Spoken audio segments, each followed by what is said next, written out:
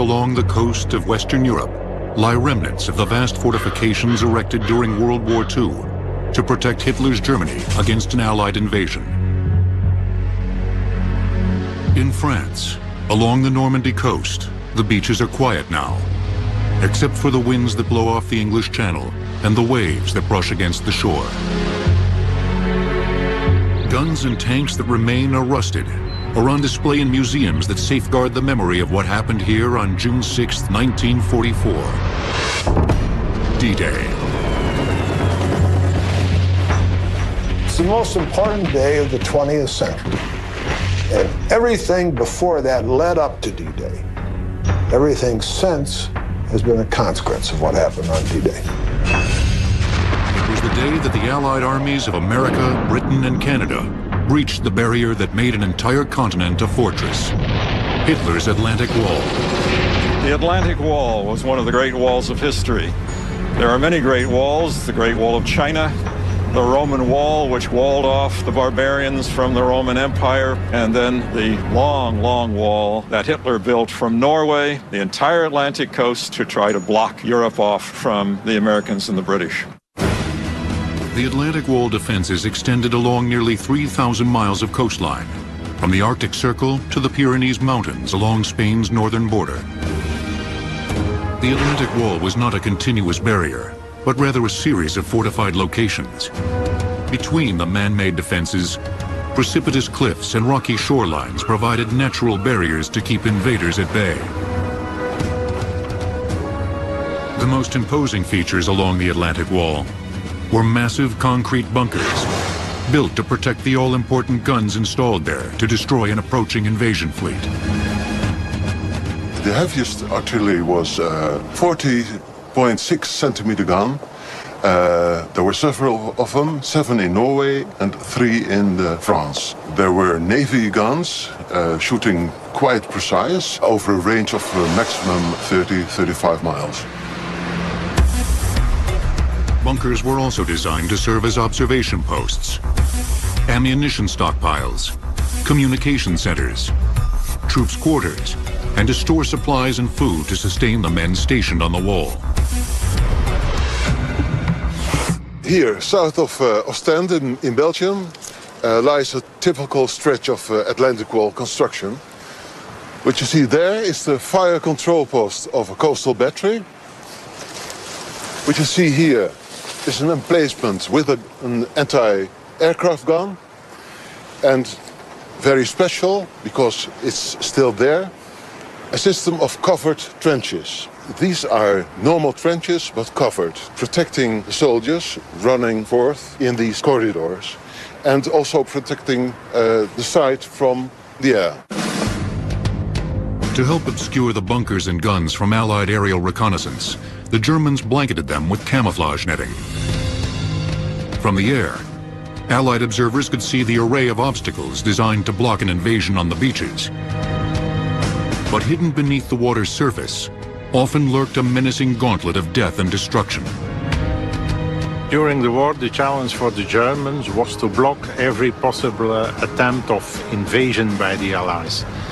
And for that purpose, they didn't only build thousands of bunkers, but they covered literally the beach with hundreds of thousands of beach obstacles. Not only obstacles, but also thousands of kilometers barbed wire has been used on the Atlantic Wall, between the bunkers, on the fields, and do not forget the mines. About more than 6 million mines have been placed all over the coast. The Atlantic Wall was a fortification of such magnitude that only the most ambitious and audacious attack in the history of warfare could possibly defeat it. During the first few years of World War II, German defeat seemed almost impossible. Adolf Hitler's war machine appeared unstoppable. In the 1930s, the Führer had seemed an answered prayer to a Germany left battered and bankrupt after World War I. Hitler promised a way out of despair through conquest. In 1939, he unleashed his army against the nations of Europe. In March, Czechoslovakia fell. In September, Hitler's forces poured into Poland. Britain and France at last declared war on Germany, but they could do little to halt the Nazi blitzkrieg. Hitler's armies marched almost unchecked in the first years. Starting with Poland, cleared his eastern frontier, then Scandinavia, Denmark, and Norway. From there on into the Low Countries and France. Most of Western Europe fell under his sway. If you had penetrated France, you would roll and roll and roll and roll, and it was almost impossible for your opponent to stop you. After a year of conquests, all that separated Britain from Nazi domination were the frigid waters of the English Channel. But for England, the Channel was still an effective moat. In 1940, to prepare the way for an invasion of Britain, Hitler's Luftwaffe attempted to bomb England into submission, raining death from the skies in the Battle of Britain.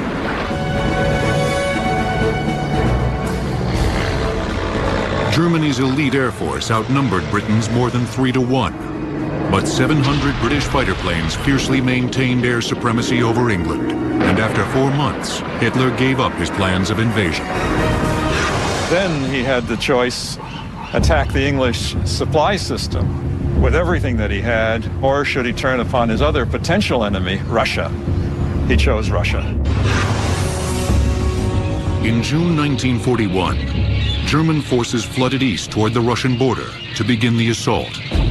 But Hitler now had thousands of miles of Western European coastline to protect. How could he defend so much territory with most of his troops fighting on the Eastern Front? Expecting to defeat Russia quickly, Hitler planned to defend Europe with massive artillery. The Germans positioned huge guns around the major ports of Belgium, Holland, and France. But in the east, the Russians fought valiantly. The Germans were stuck in Russia, bracing for the approaching Russian winter.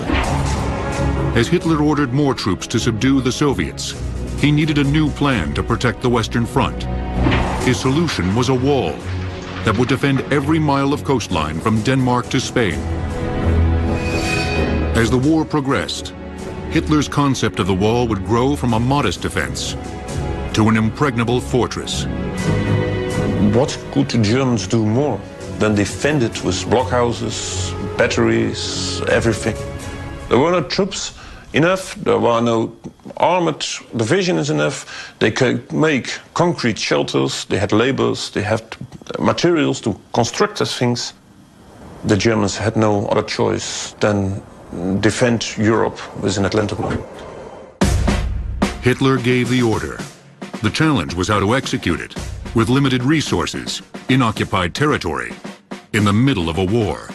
The Germans had been in World War I, and they knew how to dig ditches, and they knew how to put trenches in place, and they knew the kind of fire they needed to hold a position, and they put all of that to use. The first goal was to fortify ports that could be used by the Allies to land troops, divisions, armies. So from the northern part of Holland to the southern part of France, the major ports and U-boat bases were fortified. The Germans concentrated their early construction efforts on the French coast, off a strait called the Pas de Calais, where the English Channel was narrowest. From a practical standpoint, this was the most likely route for the Allied invasion force. From Calais, the Allies could march straight to Germany, only a few hundred miles away. On December 7th, 1941, as the Japanese launched its devastating attack on Pearl Harbor, the face of the war changed abruptly.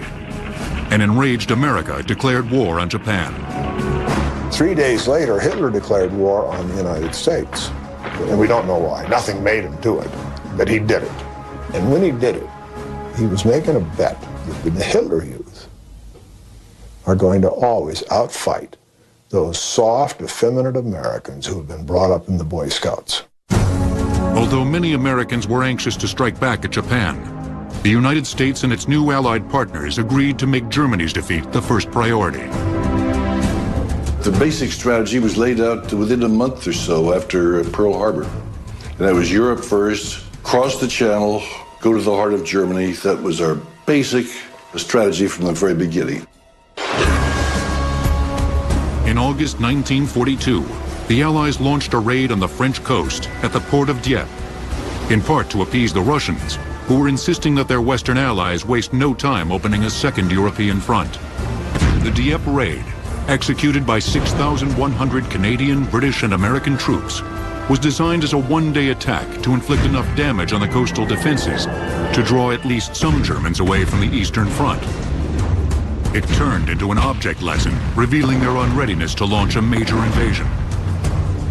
The Dieppe raid was a trial for the Allied forces and something of a surprise for the Germans. They expected a raid, a landing, but not of that size and not one that was ill-prepared like that. The attack on the heavily fortified port city resulted in more than 4,000 Allied casualties, and almost 1,500 Canadians were taken prisoner. Tanks had bogged down on the shore, unable to gain traction on a beach not of hard-packed sand, but loose stones. The Allies realized that launching a full-scale invasion against a heavily fortified port could spell disaster. The only alternative was to design and build new tools that would enable them to successfully storm Europe's open beaches. The Germans could be sure of two things in late 1942. First, the Allies would launch their invasion from England. And second, it would take months or even years for them to make the preparations necessary to avoid another Dieppe. This would provide Hitler ample time to build his unbreachable Atlantic Wall. In 1943, the Atlantic Wall became an important first line of warning and defense for the Germans against the ever-increasing Allied bombing raids flying closer and closer to Berlin. While the big guns, aimed at the sea, waited silently for a naval invasion, the anti-aircraft guns under the flight paths of the bombers roared during repeated action. In 1943, when the Allies bombed Germany on a very large scale, a huge amount of Allied bombers came over every evening, and when they came back from Germany, they were not allowed to land in England with bombs on board. So they dropped their bombs, sometimes in sea and sometimes on the battery itself. The resulting damage to the exposed artillery compelled the Germans to launch a new phase of construction on the wall. Workers built huge concrete bunkers with walls 3.5 meters thick. So thick they could absorb direct bomb hits with virtually no damage. The Atlantic Wall became the largest construction project of the entire war. An awful lot of the Atlantic Wall, incidentally, was made by Frenchmen who were under the point of a gun working for the Germans, helping to build this wall, to pour the cement, to put in the steel reinforcing rods. A private German firm, Organisation Todt, supervised much of the wall's construction. Yeah, the Todt organization was a semi-governmental organization, a contractor. Started with the Autobahnen project, then was called in for the West Wall in Germany, and after that, the Atlantic Wall. By mid-1942, construction crews were pouring more than 200,000 cubic meters of concrete every month. The most heavily fortified portion of the entire Atlantic Wall was a pet project of Hitler's. Ironically, it had little strategic significance. Germans captured 4 British Channel Islands, namely Jersey, Guernsey, Alderney and Sark. It was the only part of Great Britain that they occupied. So the occupation of the Channel Islands was a big favor for him. He did 2 things. First of all, he fortified them very heavily with bunkers all over the places, with batteries, with huge guns, with anti-aircraft guns. It could be a base for the Allies to jump onto France. And secondly, it was propaganda because it was the only part of Great Britain that they occupied. Once Organisation Todt finished its construction on the islands, it was able to give the mainland coastal defenses its full attention. Its overall output was enormous. Germans are very good in statistics. In the total of the Atlantic Wall, some 11,000, 12,000 bunkers were made, heavy bunkers, with a consumption of 10, 11, 12 million cubic meters of concrete. But for Adolf Hitler, the massive fortifications still weren't enough. He decided the Atlantic Wall should consist of 15,000 defensive posts along the coast, manned by over 300,000 soldiers and backed by over 150,000 reserves. But Organization Todt anticipated that it would be able to complete only 6,000 defensive posts by June 1943. Hitler's goals for troop deployments on the wall were also falling short, and units already stationed there varied greatly in strength, training, and experience. The major forces of the German army, the young guys, strong guys, were in action in the desert and on the Eastern Front. Now, to populate the Atlantic Wall, they used the older guys and very young guys, and also foreign volunteers, like Russians, Italians, and all that kind of people. Germany's best weaponry was reserved for the Eastern Front. The artillery of the Atlantic Wall was supplemented with captured guns. This is a Belgian gun, 12-centimeter gun, used by the Belgian army in very small quantities, and it was captured by the Germans in May 1940. And there was just one problem with these guns. There was a very limited stock of ammunition for the Germans. For the German soldiers stationed along the Atlantic Wall, military duties took a back seat to construction projects. It's very, very remarkable that in a short time the Germans built a lot of constructions. Little bunkers, but also very big bunkers. It's remarkable. But maintaining momentum became increasingly difficult. The Allied air campaign devastating Germany forced workers along the Atlantic Wall back to the fatherland, where they went to work rebuilding a crumbling infrastructure. The Germans suffered a further setback after the British General Bernard Montgomery scored an important victory over General Erwin Rommel, the Desert Fox, in North Africa. Victorious Allied troops there were a new threat, poised near France's vulnerable Mediterranean coast. In response, the Germans stretched their resources thinner, fortifying some 400 miles of Mediterranean shoreline. In late 1943, with the possibility of invasion growing with each passing day, Hitler asked Field Marshal Rommel to evaluate the coastal defenses. My father had, among the German generals, the greatest experience in fighting with British and American troops. And so he received the order to inspect the defense facilities. Rommel toured the wall from Norway to the Pyrenees. He examined mile after mile of bunkers, gun emplacements, fortifications, and found them woefully inadequate. Something had to be done, and quickly. There was too much coastline to protect, and too little time. The race was on to bolster the Atlantic Wall before the Allies appeared on the horizon. In early 1944, the Germans began to bolster the porous Atlantic Wall defenses. German Field Marshal Erwin Rommel's plans went beyond more bunkers and guns. Miles and miles of barbed wire soon ensnared the coast, and a grotesque assortment of obstacles were placed on the beaches and concealed by high tides, all designed to destroy, or at least slow down, landing craft, so machine guns and artillery had more time to decimate the invaders. Now this is a nutcracker mine. It's a very simple device with assembled from steel girders and with a piece of rail. These were placed on the beach between the high tide and the low tide.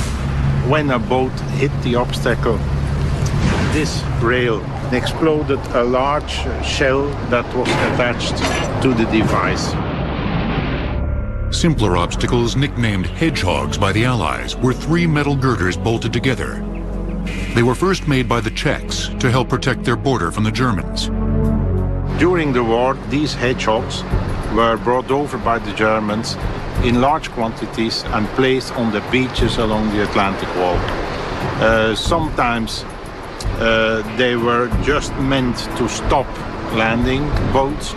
Sometimes they had mines or other devices attached, just as these tetrahedra here.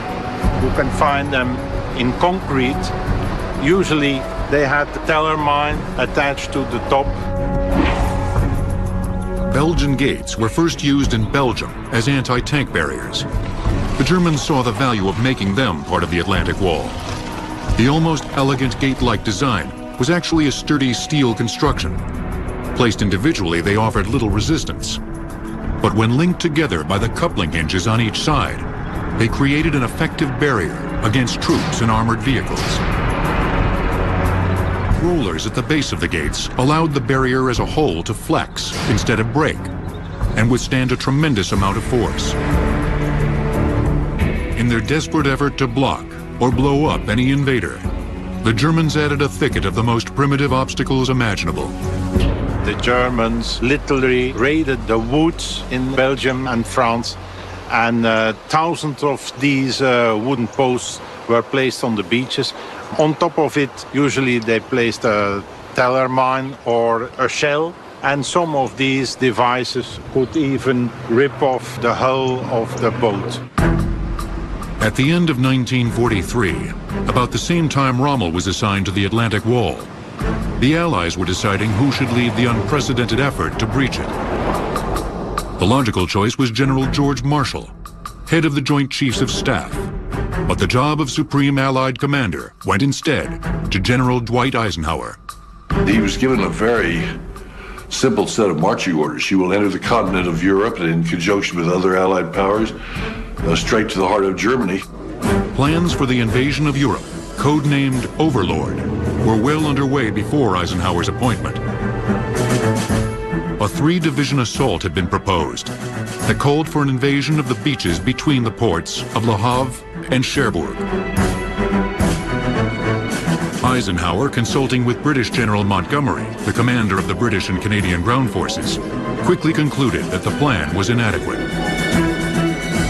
Eisenhower and Montgomery had developed a pretty good standing operating procedure, and one of the principles is swat a fly with a sledgehammer. So they took a look at this narrow front they said it's not enough, both of them. But they were absolutely unanimous that it had to be 5 divisions rather than 3. An equally crucial decision for the Allies was selecting their invasion site. The Allies started with reconnaissances of the whole French and Belgian coast, aircraft reconnaissances, and they sent also out small submarines with divers. They came ashore to take little pieces of the sand to investigate in laboratories to see if the sand was strong enough to keep tanks and another equipment. And finally, they've chosen for Normandy because there are, in some part of it, very large sandy beaches. Normandy, however, had major disadvantages. The Allied Armada would have to sail across 120 miles of the English Channel, a distance more than 5 times farther than a route to Calais. And landing at Normandy would also place the Allies farther from their ultimate target, Germany. Still, Normandy offered one distinct advantage. The Germans had not fortified it as heavily as they had other parts of the wall. The Germans assumed that the Allies would need a port very quickly after an invasion in order to support an invasion deep into the empire of Hitler. The Allies realized that Normandy was not a good place for that, as did Hitler, but they had ideas to compensate for that. They could bring their ports with them.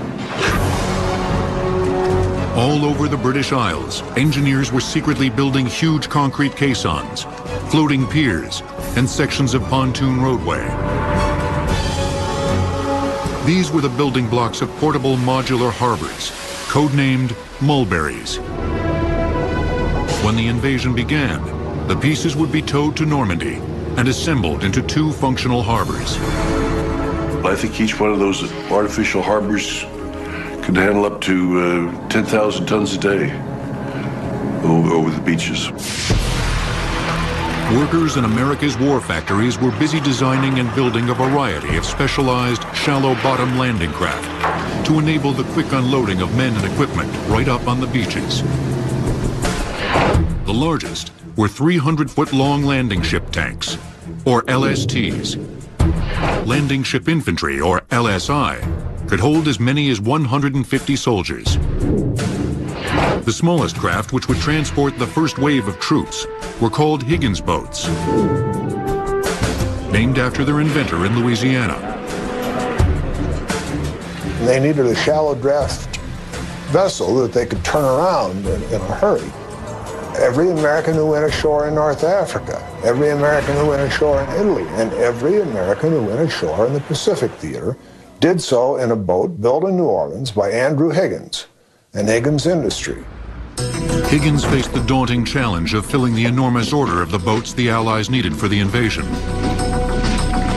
He moved from a factory that had 80 people working there to 30,000 employees, of whom about half were women. And he worked 7 days a week, 24 hours a day, to turn out those landing craft. And by God, he did it. As American factories produced more and more equipment for the Allied war effort, German factories and rail stations continued to crumble beneath the onslaught of Allied bombers, crippling their war output. The Allied air campaign had also forced the Luftwaffe back into Germany to defend the fatherland cities against attack. This meant that the Allies would have almost total air superiority over France.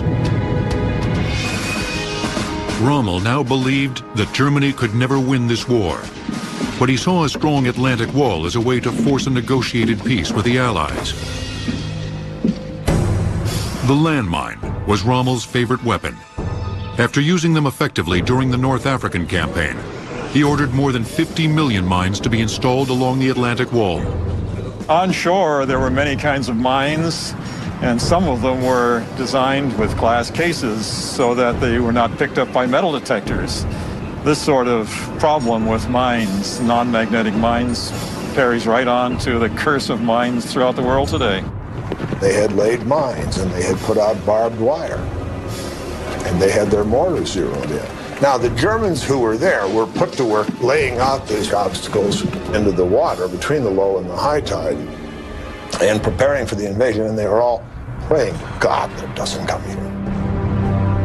Under Rommel's supervision, much of the wall was significantly strengthened. In 6 months, over 5 million mines were installed, far short of his target, but triple the number planted during the years prior to his arrival. At the end of 1943, Rommel had considered the Atlantic Wall porous and vulnerable. By the spring of 1944, he was more confident his heavily refortified barrier would hold, but its weak spots still troubled him. In April 1944, Allied planes began destroying communication and transportation lines near the coast. A sure sign, an invasion was imminent. The Germans were not surprised that bombs were falling around Calais, as they still expected an invasion there. But ominously, the Allies were also dropping bombs on the coast of Normandy.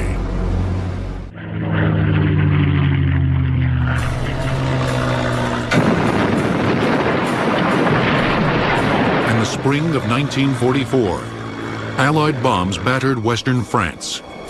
The devastating attacks deeply troubled German Field Marshal Erwin Rommel, who was spearheading the construction and defense of the Atlantic Wall. My father believed that German strategy should change fundamentally because he experienced the efficiency of the Allied Air Force in Africa. Rommel's deep concerns about Allied air power put him in direct conflict with German General Gerd von Rundstedt. There's a strange situation. Rommel was inspector of the fortifications. Von Rundstedt was his boss. Rommel wanted to fix the front. Von Rundstedt was a military of the old school who believed in mobile warfare with maneuvering armies. Rommel knew that despite the speed and mobility of Germany's panzer divisions, Allied air power could easily destroy them. So he decided to take his case to Hitler. So my father said we cannot afford to fight a mobile battle against the British and Americans. We should try to win the battle in the first days at the shore, at the coast. But Hitler never resolved the conflict. Instead, as he had done before, he used disagreements between his generals to solidify his own power. He put himself in charge of the defense plans. When the invasion came, Hitler would dictate strategy. Now, Rommel was not a Nazi. Neither was Rundstedt. Rommel, in fact, was trying to convince Hitler, quit. Make a surrender now while Germany still got something to trade. But Hitler was determined to continue the war. For him, the war was and always would be all or nothing. Although the Germans were now aware of the Allied buildup in England, they still didn't know where the invasion force would land. To keep them guessing, the Allies launched an intricate deception operation called Fortitude. The plan was designed to trick the Germans into believing that the invasion would target the Atlantic Wall at Calais. The way they did that, they created an artificial army group called the First Army Group. General Patton was there in the United Kingdom, and he'd been making speeches to get himself in trouble, so everybody knew Patton was there. They put out these rubber fake weapons and fake tanks. It's just enough so they could be seen from the air. Another key element of the operation was spreading misinformation through German spies in England, who had been exposed and coerced into becoming double agents. The British had said, you guys, it's either going to be a bullet right into your brain or you're going to work for us. And these guys said, well, we'll work for you. The double agents helped convince the Germans of what they already suspected. The Allies, led by Patton, would attack at Calais. So how successful was Fortitude? It couldn't have been more successful. The Allies could not have asked for more. All the while, the Germans weren't helping their own cause, as they'd begun to believe their own propaganda films that celebrated the impenetrability of the Atlantic Wall. Great photographs taken of the huge guns. Of course, there weren't very many of them, but they photographed the same guns many times. They made sure the Allies were aware of it and hoped to frighten them, which did not work, but certainly had great value inside Germany to show how strong the system was to hold off the Americans and the British. Meanwhile, General Eisenhower and the Allies were making final preparations for D-Day. Allied troops would land at Normandy's beaches on the morning of June 5th, 1944. The British would land at Sword and Gold, the Canadians at Juno, and the Americans at Omaha and Utah. Every logistic of the most ambitious invasion plan in human history was falling into place, except for the weather. Storms were brewing in the English Channel. Seas were so high that Eisenhower feared the Armada would be destroyed before it ever got to France. And so with everything he heard, he polled his commanders. Monty always said go. The Navy commander said no, the Air Force commander said no. So he deferred the invasion. Ships were called back, planes taken off alert. If the weather cleared up, Eisenhower would order them back across the Channel to France. If not, he would have to postpone the invasion until June 19th to coincide with the next high tide. On the morning of June 5th, Eisenhower's staff meteorologist promised the weather would improve. But gray clouds darkened the skies. He was driving up in a driving rain. He said, my God, how in the world am I ever going to order an invasion under these conditions? So he polled.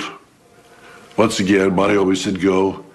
The Navy said okay, and the Air Force said maybe. So he said, we'll go. Eisenhower knew there would be no turning back. More than 150,000 men headed to France to pierce the Atlantic Wall and push the Germans back to Berlin. As the sun set on the English Channel, the Germans had no inkling that the largest invasion force in history was on its way to Normandy. June 5th, 1944. After another day bolstering the Atlantic Wall, German soldiers retired to their quarters. As they slept in the wall that night, they had no idea that the invasion had already begun. Midnight, June 6th, D-Day. Soldiers began dropping from the skies behind the coastal fortifications of Normandy. Among their most critical assignments were securing bridges and destroying communication lines. Paratroopers and glider troops landed well behind the German lines, but the wall had answers for them too. There were poles set in the fields called Rommel's asparagus to smash up the gliders. Their fields were flooded wherever the Germans could do that in order to prevent the troops from landing there. And at great loss, they did succeed in landing behind the wall. At dawn, 6 hours after the commando raids began, the Germans stationed along the Atlantic Wall found themselves confronted by the greatest armada ever assembled. Suddenly, Normandy shook as the Allied fleet unleashed the full might of its firepower. Naval gunfire was massive. The Germans obviously had great difficulties living through that and surviving it psychologically. The gunfire included battleship guns up to 14-inch shells weighing half a ton. There were cruiser shells, there were destroyer gunfire, rocket fire. The beaches were blanketed, but the deep bunkers were largely safe. At Sword, where the British would land, the heavy bombardment was a success. But on other beaches, especially Omaha, the defenses the Allied soldiers now approached were still intact. They got just clobbered by German machine guns, by German mortars, by German 88s that were flying across the beach. And they just took horrendous casualties. Allied soldiers approaching the shore in Higgins boats were caught in the hail of German gunfire. A shell hit the front end of the boat that I was on and knocked the ramp right off. Lieutenant Dixon was sitting in front of me, and he went down, and the one in the left compartment was bleeding around the head, and he was screaming, "Get off of the boat." And Lieutenant Labowitz, he was the first one I saw got hit. He was the lieutenant on my boat. He fell in the water. I had his head up out of water until he died. Close to shore, deadly beach obstacles added to the mayhem. And we got into the area where there was the telegraph poles, and these had teller mines on them. We dropped down in that area because there was machine guns firing in the area, and men were being hit. The soldiers who survived long enough to hit the shore encountered a barrage of bullets from German machine gun nests.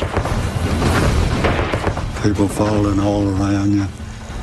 Well, first sergeant, he got hit.